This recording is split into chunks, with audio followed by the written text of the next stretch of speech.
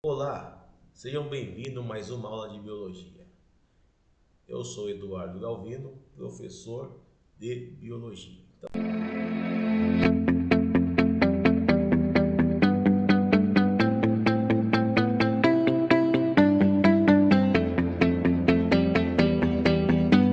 Então vamos lá, pessoal. Estou nesse novo formato aí do ensino, né? Material SEDUC, Estado de São Paulo 2023. Então, como combinado aí com os meus alunos aí da escola Peri Malozzi, a atual escola que eu leciono, eu estou trabalhando com vocês esse material. E o tema de hoje nada mais é do que ciclos biogeoquímicos. Vamos dar ênfase aí no ciclo do carbono e do oxigênio. Então, espero que vocês tenham uma boa aula e vamos lá. Bom, então o conteúdo: ciclo do carbono, ciclo do oxigênio, relação entre fotossíntese e ciclos de carbono e do oxigênio.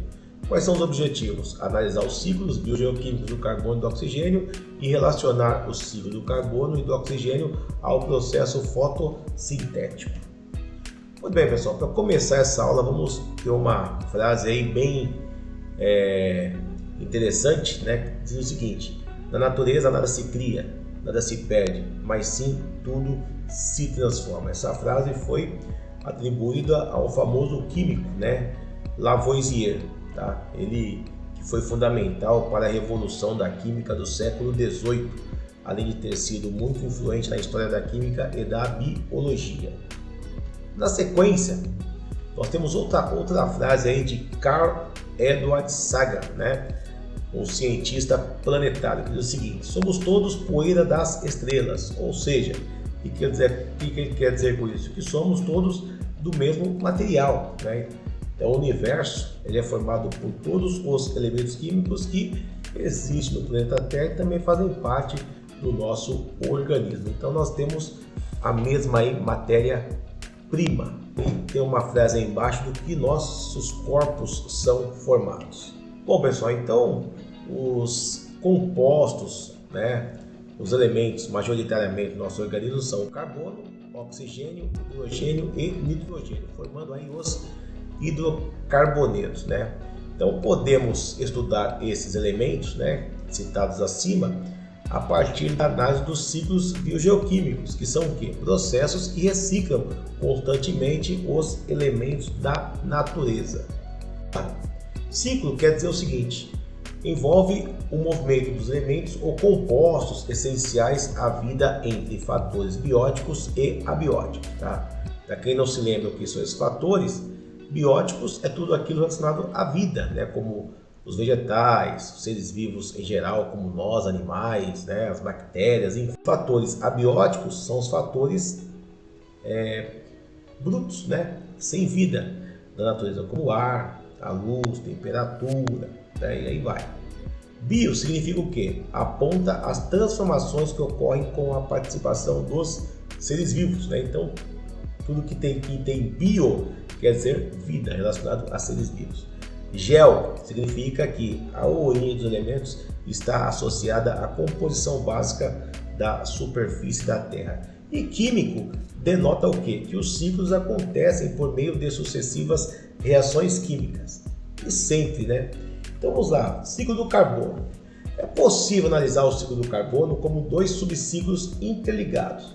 Primeiro, um envolvendo trocas rápidas de carbono entre organismos vivos, né? Aí nós temos fotossíntese e respiração, e um outro envolvendo o quê? A ciclagem a longo prazo de carbono por meio de processos geológicos, né? Então nós temos a formação dos compostos, né, que vão se fossilizando ao longo do tempo, enfim, né?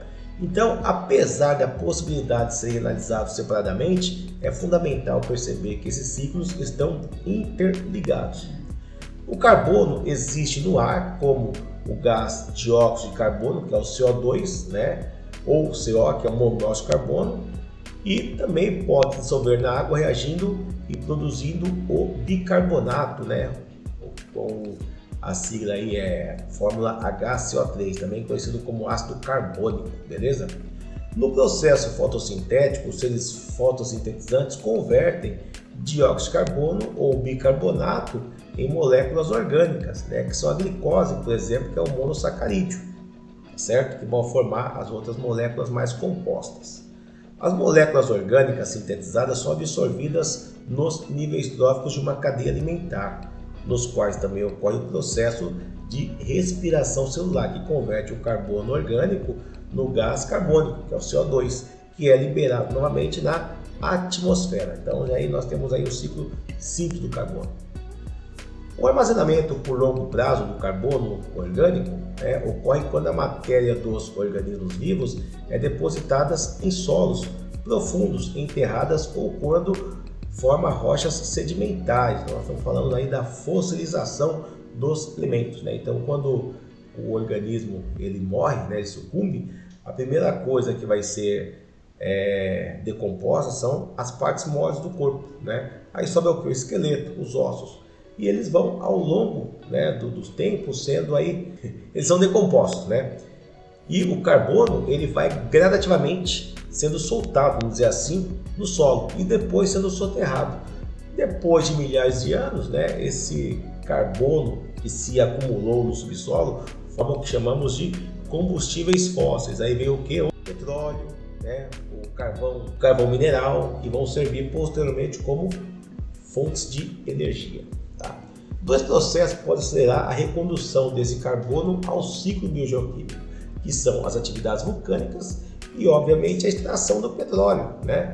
Que vão servir de combustível, são queimados ou pelos automóveis ou nas indústrias, liberando aí o monóxido de carbono para a atmosfera, né? Fechando o ciclo do carbono. Então nós temos aí uma síntese, né? Essa figura aí que mostra de maneira bem resumida como ocorre aí o ciclo do carbono. Então nós temos aí o carbono sendo absorvido pelas plantas, né? As plantas fazem a fotossíntese e libera o oxigênio, tá? Nós, animais, pegamos o oxigênio e reconduzimos para a atmosfera o gás carbônico. Esse é o ciclo simples. No entanto, né, quando nós, os seres vivos, né, morremos ou esqueletamos, o que acontece? Esses materiais orgânicos que liberamos, eles serão posteriormente sendo fossilizados, e aí começa um longo processo, né, de soterramento, as rochas sedimentares, né, e o carbono ele vai se acumulando lá no subsolo. Com o passar do tempo, o que acontece aqui, o carbono fóssil vai formar o quê? Vai formar os combustíveis fósseis, né? Depois que forma esses combustíveis fósseis, o que vai acontecer? Eles são pegos, né, pela indústria, tá certo? E também pelos automóveis e é liberado para a atmosfera, tá? Na forma de gás carbônico. E também os vulcões participam, o vulcão em erupção, liberando também parte aí do monóxido de carbono, tá? É importante lembrar que nos oceanos também ocorre aí esse processo de ciclagem do carbono, né? Porque lá nós temos os seres fotossintetizantes como as algas, né? E diga-se de passagem, né? 90% do oxigênio que nós respiramos vem das algas, né? Que estão nos oceanos, né? E na parte da hidrosfera do planeta. Então esse é uma figura básica aí do ciclo do carbono, tá bom? E agora vamos falar um pouquinho do ciclo do oxigênio. Pessoal, o ciclo do carbono e do oxigênio eles estão interligados, né? Por quê? Porque um depende do outro. Nós até já falamos dele no ciclo do carbono. Então, no processo de respiração e fotossíntese, há essa alternância. Então, na fotossíntese, os vegetais ou seres autotróficos recolhem da atmosfera o gás carbônico, né? Fotossíntese produz oxigênio e libera de novo para a atmosfera, tá certo? Nós, animais aeróbios e heterotróficos, pegamos o oxigênio, esse oxigênio vai queimar a glicose para produzir energia e nós liberamos aí o gás carbônico, né? Então esse é o processo de ciclo do oxigênio, tá certo? Então os dois processos ligados são respiração celular e fotossíntese. Então aqui nós temos uma figura, uma árvore, né? Nós temos aqui uma divisão, uma parte da árvore está sob a luz do sol, a outra está sem a luz do sol, como se estivesse no escuro. Então o que vai acontecer aqui? Né? Isso aqui na realidade seria uma atividade para você pensar e realizar, tá? Mas vamos ver o que acontece. Então veja bem aí, ó, que a parte que está ensolarada, né, que está clara, é a fase 1, A planta, ela absorve gás carbônico, né? A luz estimula a clorofila, ela produz fotossíntese e libera o O2, que é o oxigênio, tá? Só que a planta, por ser um ser vivo, também precisa de oxigênio, né, para fazer o seu metabolismo. Então ela também absorve o oxigênio e libera o gás carbônico, né? Então de dia ela tanto faz fotossíntese como também a respiração, obviamente com a fotossíntese em maior escala. E na fase 2, como não tem luz, né, a clorofila não é estimulada, ela deixa de fazer a fotossíntese, no entanto ela respira. Então ela só está produzindo a respiração, absorvendo o oxigênio e liberando o gás carbônico, beleza? Certo?